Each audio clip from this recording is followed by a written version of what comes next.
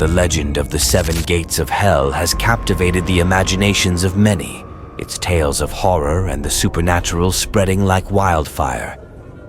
This is the first of the stories, a true account sent by a letter from a man named Michael, who claimed to have experienced the chilling events firsthand at River Legacy Park in Arlington, Texas. Dear Mr. Creepy Tales, I am writing this letter not as a skeptic, but as someone who has lived through the unimaginable. My name is Michael, and what I'm about to share is not a figment of my imagination, but a horrifying reality that I encountered at River Legacy Park. This is my story of the first gate of hell.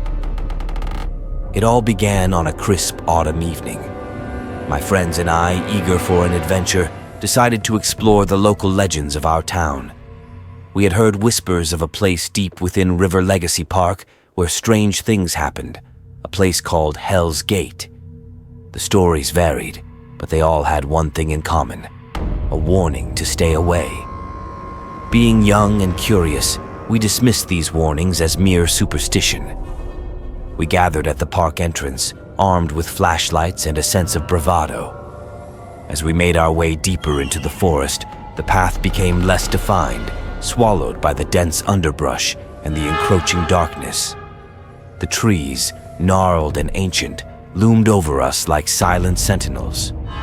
The trail led us to a narrow, overgrown path that wound its way through the heart of the forest.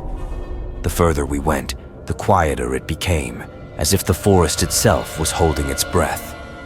An unsettling feeling crept over us, but none of us wanted to be the first to admit our fear. After what felt like an eternity, we arrived at a clearing. In the center stood a large dirt mound, surrounded by a circle of stones.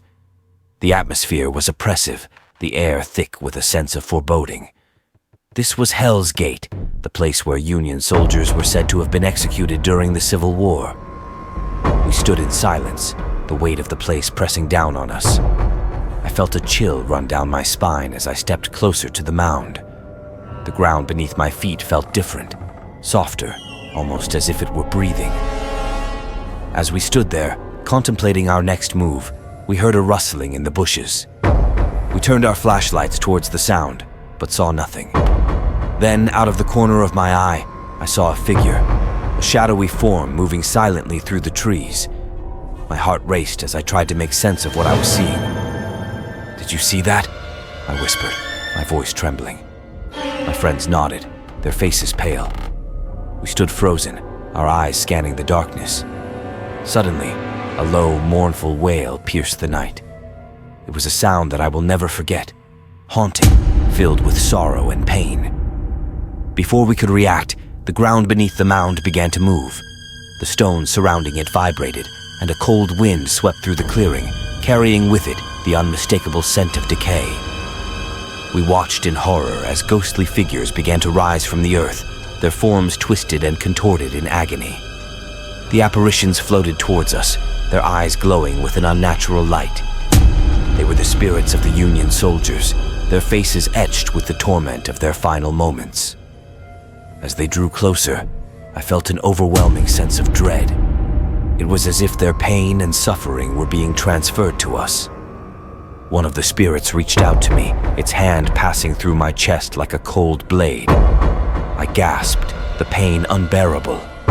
My friends screamed and bolted towards the path, their fear overcoming any sense of bravery. I was rooted to the spot, unable to move, my body paralyzed by terror. The spirit leaned in, its hollow eyes boring into mine. "You should not have come here," it whispered, its voice like the rustling of dead leaves. "This place is cursed, and now you are too." With a surge of adrenaline, I broke free from my paralysis and ran after my friends. The forest seemed to close in around us, the trees twisting and contorting as if trying to trap us. The path we had taken was no longer visible, swallowed by the darkness. We ran blindly, our flashlights flickering as if the batteries were draining. The ghostly wails followed us, growing louder and more desperate. I could feel the presence of the spirits all around us, their cold fingers brushing against my skin. After what felt like hours, We burst out of the forest and into the open field near the park entrance. We collapsed on the ground, gasping for breath, our bodies shaking with fear. We had escaped, but the experience had left an indelible mark on our souls. In the days that followed, we tried to make sense of what had happened. We searched for explanations, rationalizing our experience as a trick of the mind or a collective hallucination. But deep down, we knew the truth. We had encountered something beyond our understanding, something that defied logic and reason. I began to research the history of Hell's Gate, hoping to find answers. What I discovered only confirmed my worst fears.